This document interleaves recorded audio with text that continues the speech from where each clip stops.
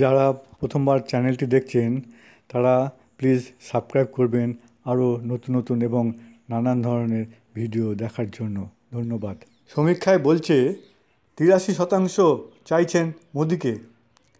লোকসভা নির্বাচনের আর মাত্র কয়েক মাস বাকি। শুরু হয়ে গিয়েছে কাউন্টডাউন।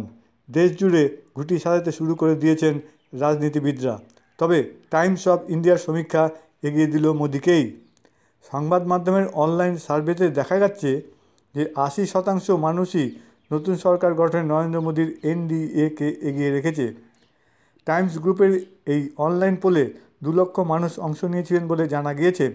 সমীক্ষার ফলে দাবি করা হয়েছে এই 2 লক্ষ মানুষের মধ্যে 80% মানুষই নতুন সরকার গঠনে নরেন্দ্র মোদীর এনডিএ জোটকে এগিয়ে রেখেছে।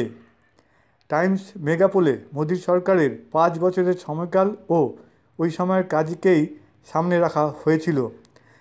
সেখানে প্রথম প্রশ্নই ছিল যে সাধারণ নির্বাচনের পর সবচেয়ে পছন্দের কোন জিনিসটি ঘটতে চলেছে।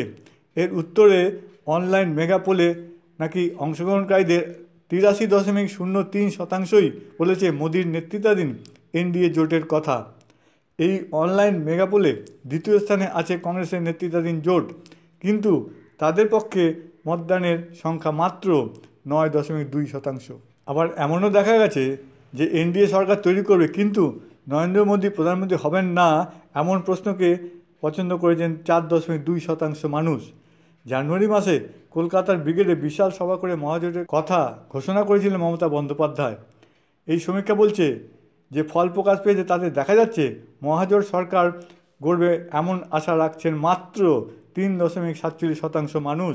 রাজনৈতিক বিশ্লেষকদের একাংশের ধারণা এই সমীক্ষা মোটামুটি ঠিকই রিপোর্ট দিয়েছে বলেই মনে করা হচ্ছে।